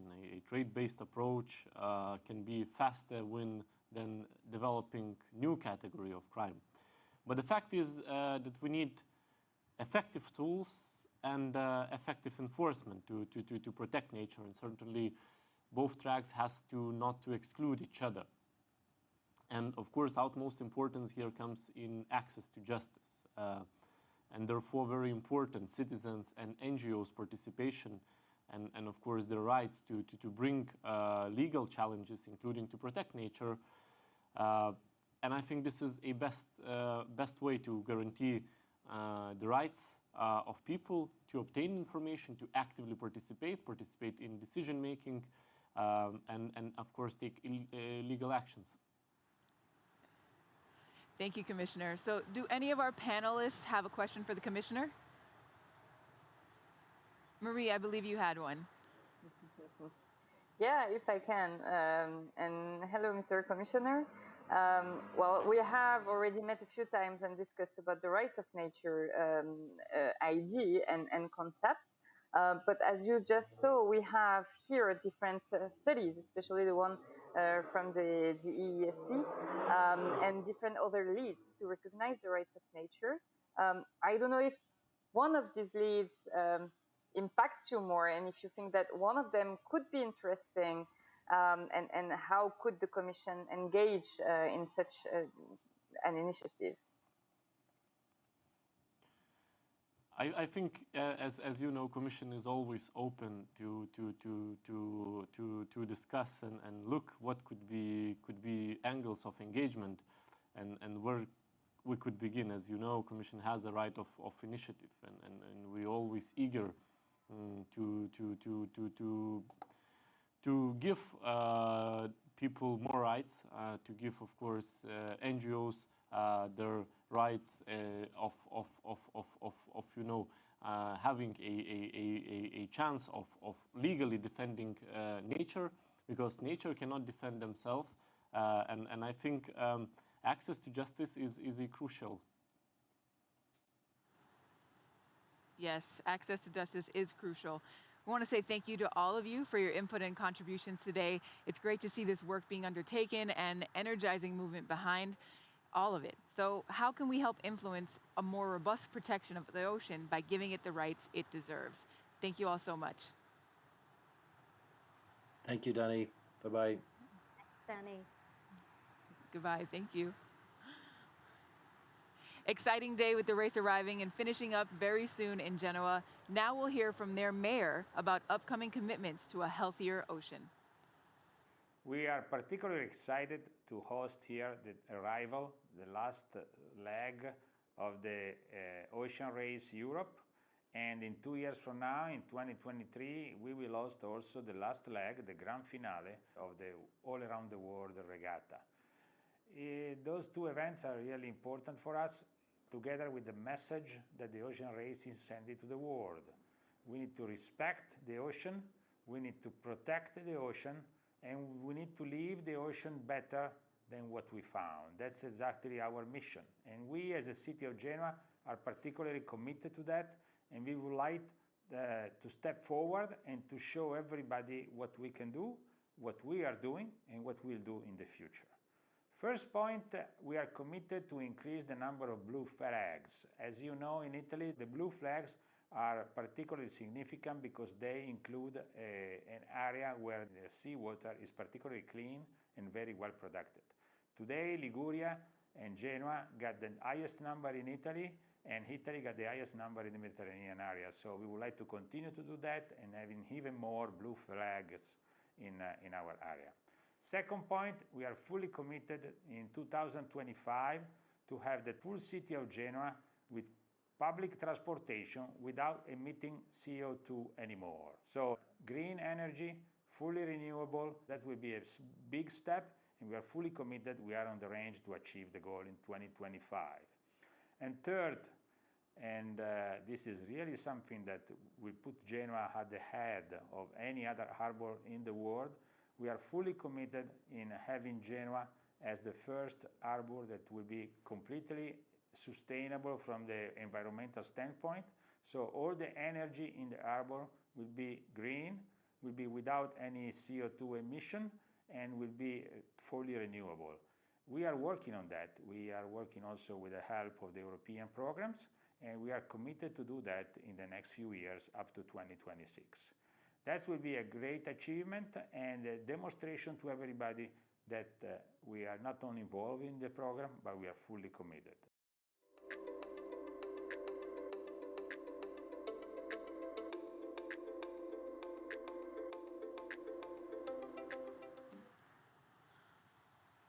When we look a little closer at nature and its systems, it becomes very evident that many of the answers to our greatest collective challenges have been available to us all along. As Richard said earlier, the ocean is truly our climate hero. Unique biodiversity and coastal marine ecosystems play a key role in mitigating climate change. I previously caught up with Dr. Emily Pigeon, Vice President, Ocean Science and Innovation at Conservation International, who is an expert on solutions for coastal and marine adaptation to climate change and on developing marine-based approaches for mitigation through blue carbon. She filled me in on some of the opportunities Europe has when it comes to blue carbon. Dr. Pigeon, blue carbon has been hitting the conservation headlines recently. What's the importance of blue carbon ecosystems for Europe when it comes to climate mitigation and adaptation? So blue carbon ecosystems are these very special coastal wetland systems that sit at the interface of the ocean and the land, the mangroves, the seagrasses, and the salt marshes. And I believe that they are the most super of the ecosystems out there. We've known this for years. We've appreciated how important they are for biodiversity. There's an amazing diversity of animals, everything from tigers and sharks to otters that live in these amazing ecosystems around the world. But we also now know they're really important for addressing climate change. These coastal wetlands are incredibly efficient at pulling carbon dioxide out of the water and the atmosphere and burying it in the soil below them. And they do this for millennia and have done so for millennia, which means that they've built up these enormous stores of carbon in the soils below them. And when we destroy them, that carbon dioxide goes into the atmosphere. In Europe, there are two main blue carbon ecosystems, the seagrasses and salt marshes. Seagrasses off the coast of Spain and the Mediterranean are some of the most carbon-rich seagrasses anywhere in the world, with many thousands of years of carbon built up below them. You have salt marshes all the way along the coast, including rich salt marshes all the way through Germany, Denmark, and up through Scandinavia. And these ecosystems really should be part of our global approach to addressing climate change. Europe is also where we really learnt about how these coastal wetlands are important for protecting us from the impacts of climate change. For hundreds of years now on the coast of Europe, people have recognized that salt marshes are very important for protecting them from storms, from flooding, and from erosion, and have learnt to use these ecosystems as green infrastructure. And that learning is really important for the entire world in understanding the role of blue carbon ecosystems for both mitigation and adaptation. Wonderful. So do you see blue carbon opportunities in the EU when it comes to the European Green Deal and Paris Agreement targets? So those two policy agreements, the Paris Climate Agreement and the European Green Deal, are really strong opportunities for the EU to start featuring blue carbon. At the moment, blue carbon isn't integrated into either the EU commitments to the Paris Climate Accord or into the European Green Deal. And conservation and restoration of these ecosystems and the climate benefit for both mitigation and adaptation is a real opportunity for EU in both those two policy arenas. And that's not just along the coasts of mainland Europe that we think of traditionally, but also along the extensive coastlines of the territories that belong to the EU all around the world. In these countries or in these regions, territories of the EU, some of the most vulnerable people depend on their blue carbon ecosystems, their mangroves, their seagrass, and their salt marsh to both protect them from climate change and to mitigate climate change. So integrating both the Europe mainland, but also across the world into commitments by the EU is a key next step. Well, we appreciate you highlighting the importance and necessity of infusing more blue into the Green Deal as well as the Paris Climate Accords. Dr. Pigeon, thank you so much for your time. Thank you. Well, it sounds like there is a lot of potential for blue carbon in Europe. If you'd like to understand more on blue carbon, you can join Emily in our Protecting Coastal Blue Carbon Ecosystems Action Lab, or find out more about verification of blue carbon ecosystems with Vera in another Action Lab, both of which are coming up soon. We're running about 10 minutes behind schedule, so Action Labs will begin just after our predetermined time. Now, before we speak again with the commissioner, we'll hear from two marine biologists on the front lines with their boots on the ground, or should I say their fins in the water, working to help protect blue carbon ecosystems, a nature-based solution to climate change. Sea Forester is an initiative dedicated to restoring the forgotten forests of our oceans. Seaweed forests are indeed disappearing all over the globe without people even realizing it, and that is why our approach is to work directly with local coastal communities and their municipalities to boost the value of their coastal regions. Restoring these ecosystems can be a crucial step to mitigate climate change or even to alleviate loss of biodiversity in these areas. There are already dozens of efforts dedicated to develop new techniques to restore these ecosystems. Seaweed forests have the smallest restored areas of all coastal habitats, but 80% of all restoration projects are smaller than 100 square meters, and some of them don't last longer than 2 years. So that is definitely something that we at Sea Forester want to see changing. A lot can be said about kelp forests since they hold a lot of benefits to both the environment and humanity. They are actually valued at $1 million per kilometer of coastline, and this is most likely an underestimation of the real value. Kelp forests are one of the most productive habitats on the planet, and they harbor and feed a variety of species that some of them are actually high commercial value. They are also carbon sinks, and they are much more efficient at sequestering carbon than land forests. They also alleviate coastal erosion and ocean acidification, but perhaps the most important role of kelp forests is as a nature-based solution that could help mitigate climate change. The Posidonia seagrass is the most important ecosystem in the Mediterranean shore. And here in the middle of Cesalines Natural Park of Formentera, Ibiza, we can see the effect of the Posidonia, that every day is releasing a very important amount of oxygen that is depurating the water. At the same time, is building up reefs that is protecting the shore from the ocean, and is the habitat for hundreds of species. Also, the Posidonia seagrass is one of the most important carbon sink that we have in the planet, and we call blue carbon. We are in a main tourism destination for the boats, and we witnessed an impact in the last years of the anchors over the Posidonia. So we have created an application, an app that is free in an Apple Store and in Android. And with this app, the people, when they are navigating, they will know very clear if they can drop the anchor without doing on top the Posidonia. Sea Forester Cascais started in 2019. With very precise goals to identify the marine algae species that create seaweed forests and to what level they can contribute to the conservation development of the Cascais coast. The project is being funded by the Portuguese government, and with the collaboration of Cascais municipality, we are testing what we believe is one of the most promising methods to restore kelp forests.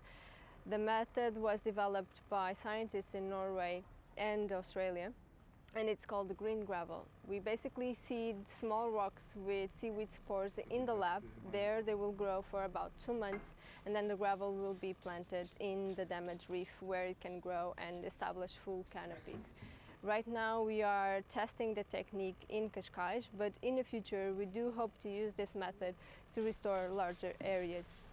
This work translates further into namely our economy, local fishing, still an artisanal traditional in Cascais, which will have more biodiversity and higher stocks, or gastronomy with healthier sea products to integrate into our diets, or finally into circular economy, the algae recovered from the beach is an excellent fertilizer for agriculture. Looking after our blue backyard, in turn, helps to look after the economy and people in Cascais. Well, it's 30 years I'm living here in Formentera, and we have an NGO that is called Belmarí Association, and the most important goal we have is the education of the kids. We are doing this participating in real conservation project, and one of the things that we want to put inside their hearts and their brain is that it's very easy for human beings to destroy nature, but it's really difficult to restore what we are destructing. It's really great to see how the answers are already here. We just need to protect them. Nature is the solution and has the solution, and we just need to understand how to live in harmony with nature. Restoration and regenerative practices are the key. The Ocean Race is also investing in blue carbon ecosystems and looking at being climate positive. The race is balancing their GHGs through a fantastic mangrove project in Madagascar. Now, let's hear from the Deputy Mayor of Cascais on where he feels our protection measures should be directed and the urgency of taking action beyond the idea of conservation. Cascais is a municipality where the ocean represents half of our borders. Our relationship with the sea is ancient and broad, from fishermen to explorers, from investors to tourists, to our local residents. This ocean is, for many of us, the reason to be here.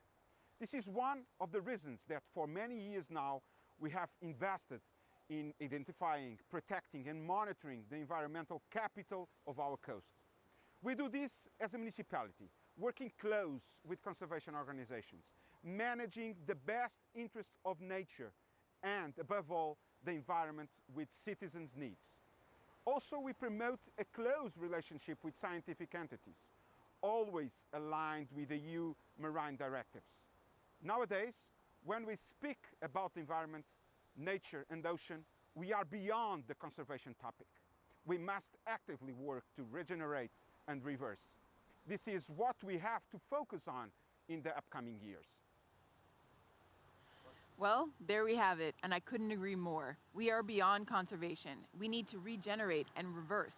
So what do you think, Commissioner? I think that was put very well, and probably there were a lot of great speakers. But what's obvious, and I think what does not get enough attention, and I'm very happy that we raised it today, that the obvious solution for solving climate change, for solving most of the issues are there. We have to speak about healthy oceans, healthy soils, and healthy ecosystems. And that requires, of course, change of attitude towards them. I'm always quite upset when the whole debate shifts somewhere to technological progress, to nice and beautiful things which are not yet invented. Nature can do most of the things for us, and I think we have to rely on nature and we have to trust it. And I'm very happy that today it was very clearly raised. Absolutely. Well, thank you for joining us today, Commissioner. It's been really great to hear of the work that you're doing to raise the profile of the ocean's importance and give it a voice, just as we are trying to do here at the Ocean Race Summits. We look forward to following up with you soon and hearing about the progress that you've talked about today. So let's continue to strengthen our collective efforts to restore the ocean so your son, along with the rest of the next generation, will have a thriving ocean to enjoy when they become adults. Take care, Commissioner. Thank you. Thank you. Next up, let's hear from both the Mayor of Lorient, France, and the Mayor of Klaipėda, Lithuania, regarding their exciting commitments to our global movement for ocean health. Lorient Agglomération est un territoire historiquement tourné vers la mer. Ses activités industrielles, commerciales, humaines sont intimement liées aux activités maritimes, à l'aventure océanique. Ici, les habitants sont déjà très sensibilisés aux conséquences qu'ont nos activités sur la santé des océans. À titre d'exemple, Lorient est le port d'attache de la goélette Tara qui, par ses expéditions scientifiques, nous permet de mieux comprendre l'écosystème océanique et la nécessité de le préserver. Lorient vit aux 5 ports à travers ses différentes activités, commerce, construction et réparation navale, pêche, passagers et plaisance, a l'ambition d'être pionnière pour devenir un port responsable et durable qui concilie les intérêts économiques, sociaux et écologiques. Ainsi, Lorient Agglomération s'engage fortement pour devenir un territoire d'innovation afin de lutter contre les effets du réchauffement climatique sur les océans. Pour cela, Lorient Agglomération va augmenter considérablement sa production propre en énergie renouvelable. Nous organisons un écosystème territorial afin de nous doter de capacités de production d'hydrogène vert permettant à Lorient Agglomération d'être demain un territoire de référence en la matière. L'implantation d'une ferme pilote d'éoliennes flottantes au large de l'île de Groix en 2022 va y contribuer. Et à l'horizon 2030, cette production correspondra aux 2/3 de la consommation domestique de la ville de Lorient. À plus long terme, entre 2026 et 2028, 2 parcs éoliens en mer flottants pourraient s'établir, l'un de 250 MW, l'autre pouvant aller jusqu'à 500 MW pour répondre à l'objectif national de 40% de production d'énergie renouvelable à horizon 2030. Notre horizon reste l'autonomie énergétique du territoire en 2050 et nous sommes fiers de porter ce message grâce à cette course. Klaipėda has set a strategic direction to follow Europe's Green Deal and implement commitments to climate actions.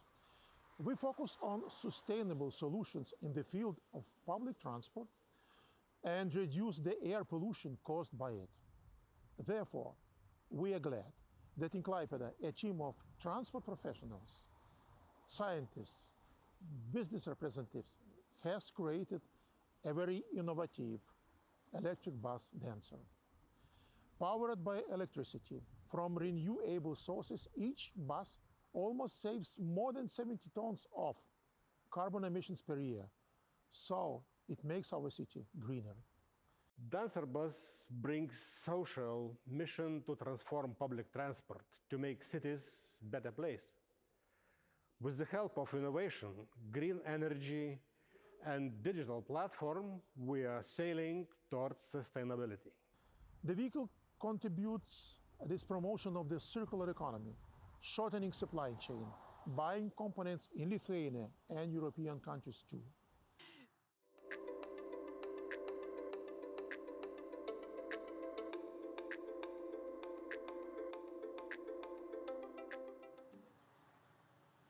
As we work together to address the climate crisis, there are many elements of transformative action needed to reach a just transition from an extractive economy to a regenerative economy.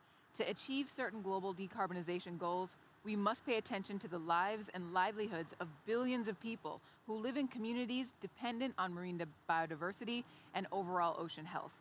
Leaders and policymakers should focus on how this transition impacts vulnerable groups of people, especially low-income communities of color.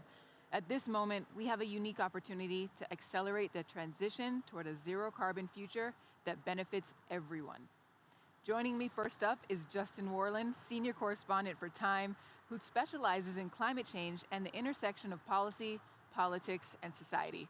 Justin, it's wonderful to have you with us today. Well, thanks so much for having me. Absolutely. So now more than ever, many recognize the importance of climate justice and the need for real climate action. Can you share some specific examples of ocean justice from your recent reporting? Yeah, well, I think the story that comes to mind is a trip that I did to Fiji in 2019, where I met with leaders from Pacific Island nations, as well as with locals, particularly in one town, Vunidoguloa, who had to relocate because of rising sea levels. And what was really most striking, I think, about this trip is that we're talking about places where people have lived in harmony with the ocean for as long as these towns and places have existed. They've lived in harmony. They've relied on the ocean for sustenance.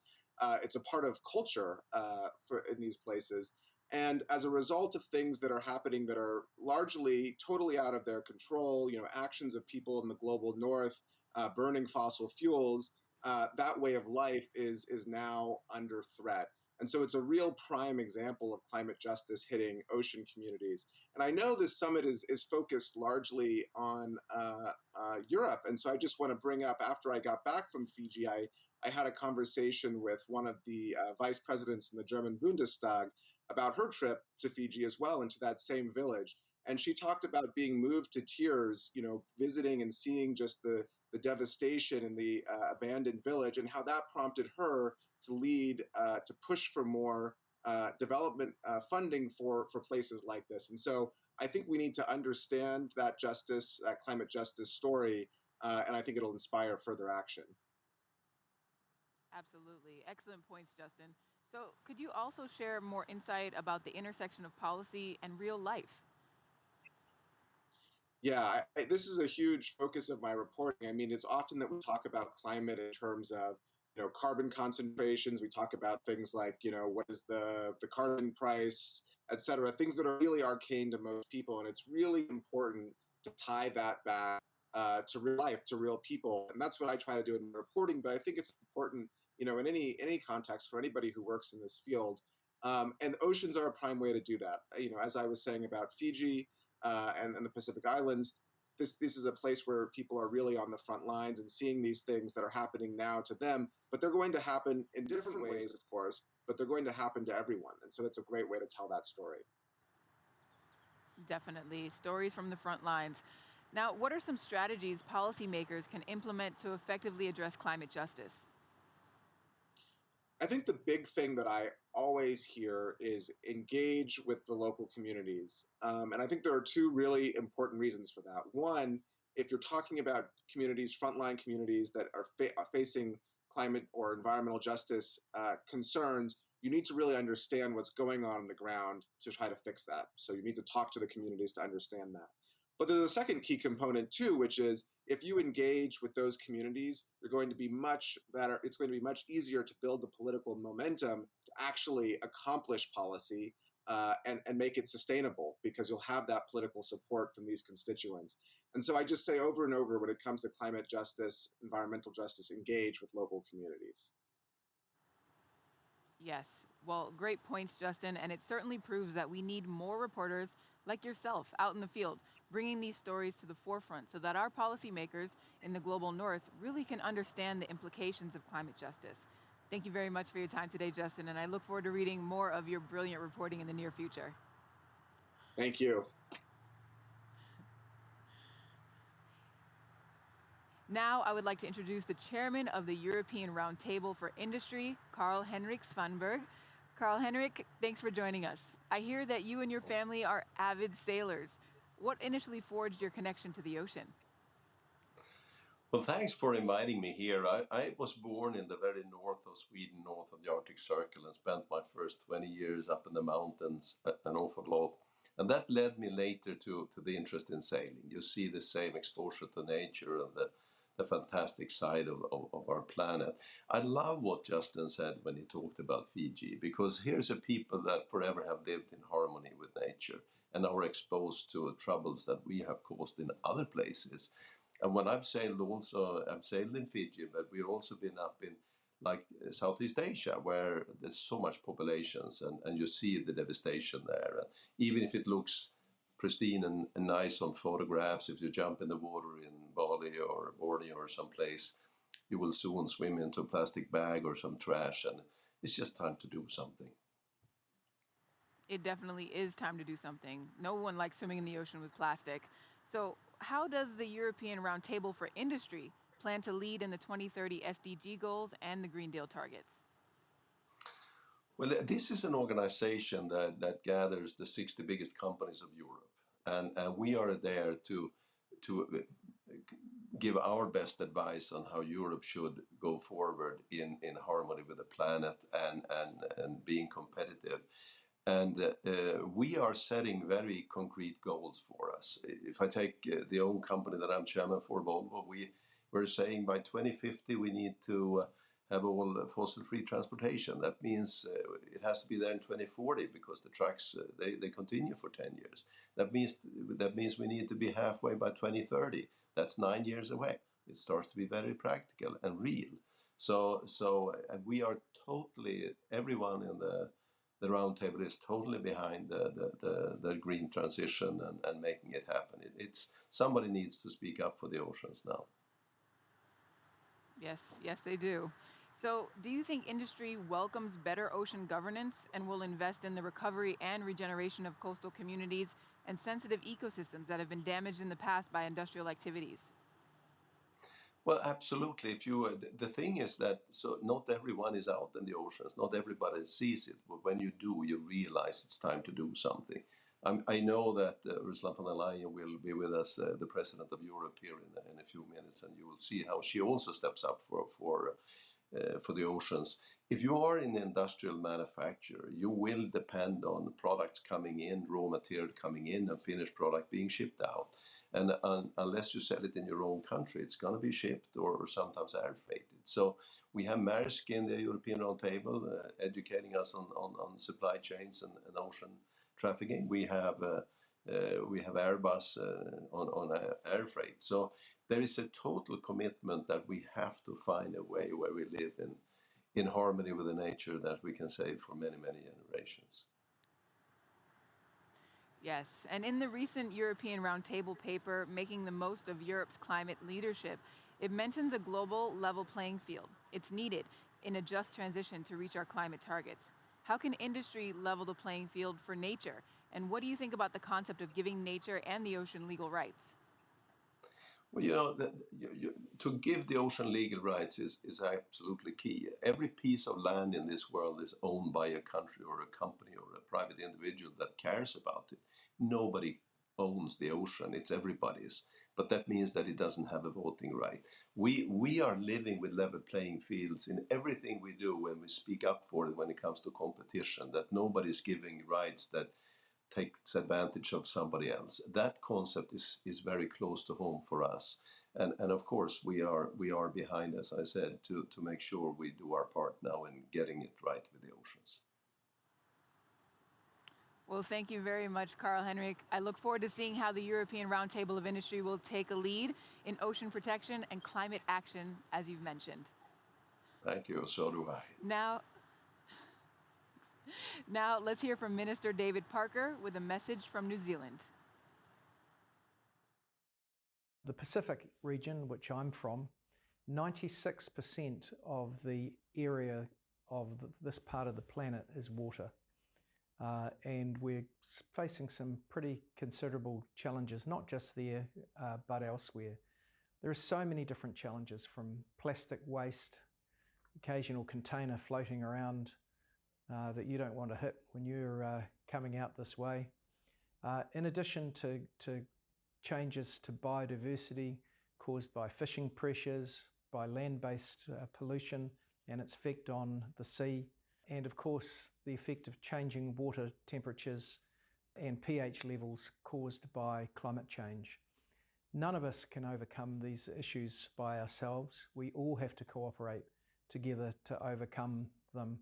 And we really look forward to working with our European partners, our Pacific partners, and every other country who's involved to try and address some of these long-term issues. If I could mention one in particular, sometimes we're called the large seabird capital of the world because so many of the albatross and large petrels that fly the southern oceans nest in Antipodean Islands close to New Zealand. It's a sadness for us that we've seen some of those populations in decline. We're trying to do our best to reduce bycatch in our fishing practices. We know that in the case of the Antipodean albatross, most of the deaths are occurring outside of our EEZ to the north of New Zealand, higher up in the Pacific.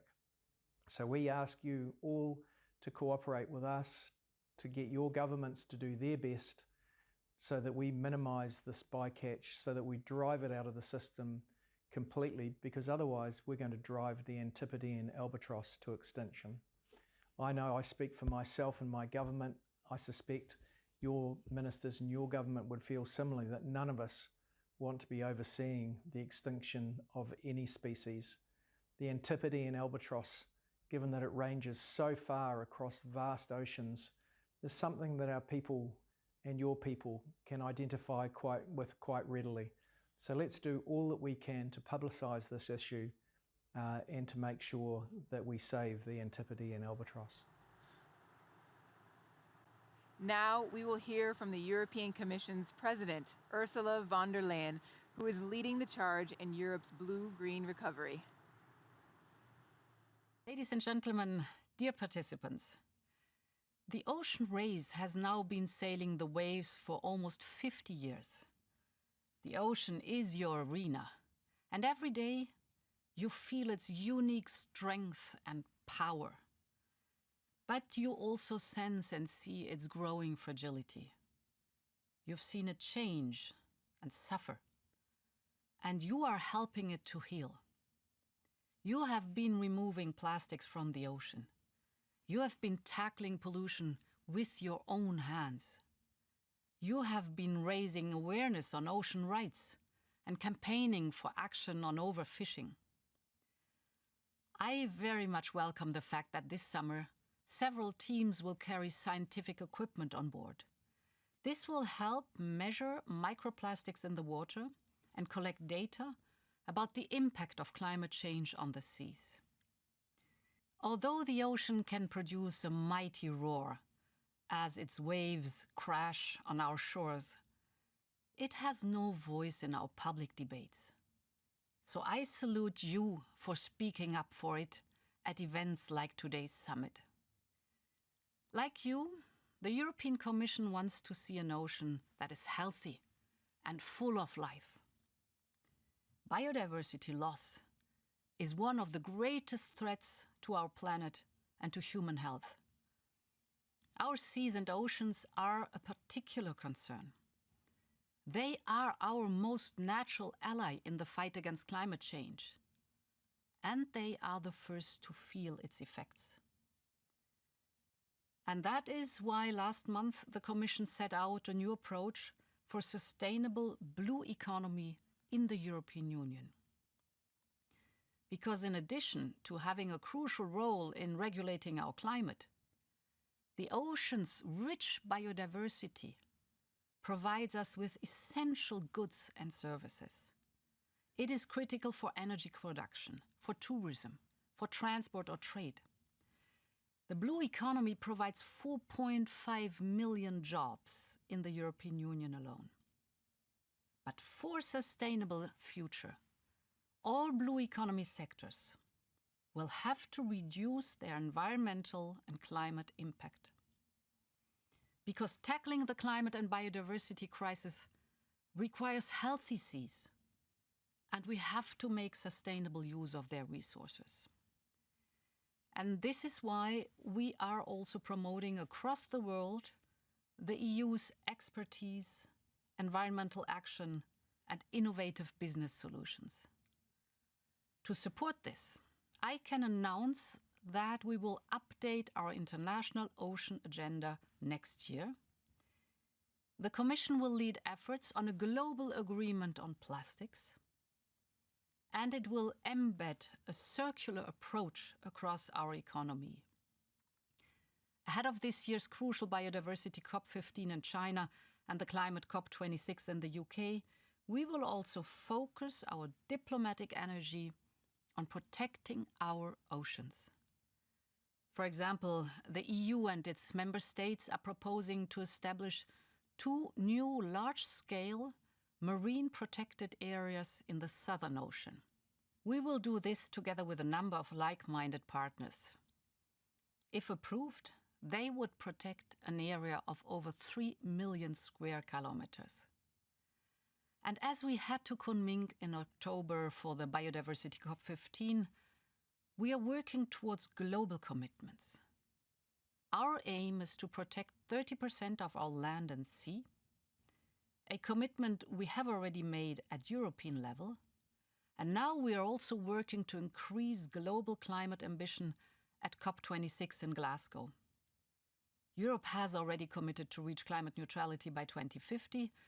It is our historic duty to reduce emissions and pollution, to bring us back into balance with the limits of our planet.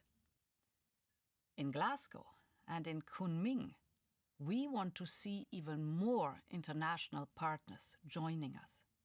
Ladies and gentlemen, as you race with purpose across our ocean, we too race with purpose towards net zero. Let us sail together and let's hope for fair winds. Thank you. As we've heard, a just transition is the wave of change the world needs. With collaboration between leaders like EU Commission President Ursula von der Leyen, talented journalists like Justin Warland, and heads of industry like Carl Henrik, we can begin to shine a light on the nature-based solutions that can turn the tide toward an equitable and fair transition to an economy that respects both people and the planet. Now, before we finish up, and I'm joined by Richard again, we would like to give a final word, the final word, to the youth from around the world who have a very strong and clear message for our world leaders. My biggest fear when it comes to climate change is that ocean acidification will get to the point of no return, and marine life will no longer be able to survive. The high loss of marine biodiversity, from seagrass to whales. My biggest fear when it comes to climate change is rising sea levels. The Arctic is likely to become ice-free, and with that, we will continue to experience more extreme weather conditions that are connected to loss of polar ice, and this can lead to crop failure and food security issues in regions that heavily rely on rain-fed agriculture. My biggest fear when it comes to climate change is losing the beautiful islands where my ancestors lived for centuries, and at the same time losing our customs, our language, and our traditions. My biggest fear is that we are going to leave the most vulnerable in our society behind. What's going to happen with those 200 million projected climate refugees by 2050? With limited natural resources, including fresh water and mass migration across borders, will climate be a reason for armed conflict in the 21st century? I want world leaders to recognize that we are currently going through a climate emergency, threatening ourselves and our oceans. I demand world leaders to strengthen their Paris Agreement targets and reinforce climate commitments. We must call on policymakers to call for complete global decarbonization and to preserve 30% of both land and water by 2030. And ensure that governments are taking action on a local level to prevent trash and other waste from entering the waterways, and as a result, addressing ocean pollution and addressing climate change. Our world leaders have no choice. They must bring in laws and policies that are going to protect our ocean and thus protect us. Although some policies may seem unpopular at first, they are necessary and should be undertaken to give us a chance of surviving as humans and as part of nature as a whole. Not only must we preserve the nature that's left, but we must restore and reintroduce this habitat. If world leaders include indigenous people in the dialogue about climate change, we would be able to find better solutions for those in need. Applying nature-based solutions is the only way that we can reform humanity's relationship with nature and sustainably balance human, economic, ocean, and climate health. If only world leaders take action on conservation of coastal and marine habitats and biodiversity, we shall be preserving the health and resilience of marine ecosystem with balanced protection and production to achieve prosperity as we strive towards attaining favorable climatic conditions for the human and nature. If world leaders act upon this, we secure a livable planet for generations to come. I want world leaders to stop talking about it. Act and react. By doing this, we can stop damaging and killing our planet and start to care for it as much as it cares for us. Wow, such wisdom and brilliant words. What do you think, Richard? Well, it's so powerful, Danny, and the youth really know it's time now, time to act, because it's their future at stake and we can't let them down. Definitely. So after today, what are the three main things that you'd like everyone watching to remember? Wow, I'm totally energized and full of ideas, so I cannot sum it down. But if I just pick three immediate takeaways, I'd say the first one is that we hear business is now calling for a level playing field with nature, and they support giving the ocean rights, which is truly a potential game changer for all of us. And secondly, the commitments we heard from mayors across Europe, and and specific projects such as growing the seagrass, which we see in other parts of the world as well. That's really, really positive. And thirdly, hearing from the president and the power of everyone joining us here today, bringing in different perspective, that is something that tells me we can do miracles together. So I'm really positive. I have a bunch more, but I won't take the time to tell them now, but because we are at the end of the summit, unfortunately, and we are at the same time at the start of the beginning, and our next Ocean Race Summit is coming up soon. It's going to be in Auckland, New Zealand in the beginning of October. So just on behalf of my colleague Johan Salén, everyone at the Ocean Race, many thanks to all of you. Thanks to the President, the Commissioner, all the speakers and facilitators, and host cities, teams, everyone taking part, and the summit team led by Johan and Lucy are all world class. And in particular, I want to highlight, our partners and Wendy Schmidt and 11th Hour Racing. You are showing the way continuously. Thank you for that. And thanks very much to you, Danny, our outstanding host. And as we all leave now, I want you to remember to stay positive, because the future is bright. There is the solutions for it. But now it's really time to act.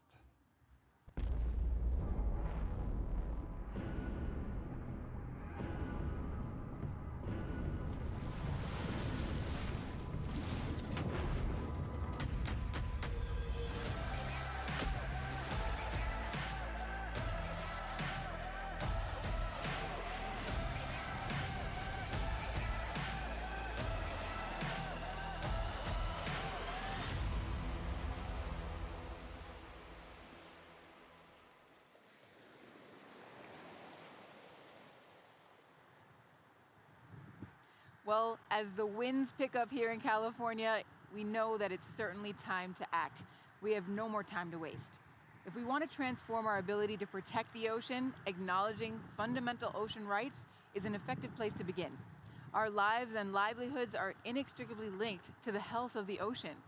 Through nature's rights and ocean governance, we can move beyond viewing nature as merely just a resource to be exploited, but instead see it as an integral part of our existence that deserves to be honored and conserved.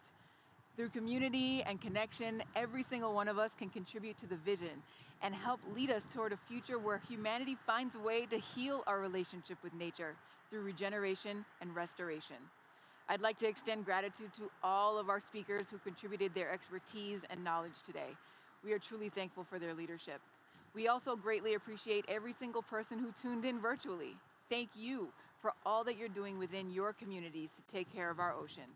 It will take all of us to restore it back to health, because every action counts, no matter where you're from, your age, or status. It's not too late. There is so much left worth protecting.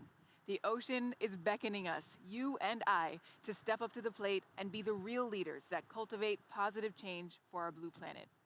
Let us continue to fuel a culture of ocean optimism, where we choose to drive forward nature-based solutions rooted in science, and encourage more people to dwell on the countless ways the ocean connects us all.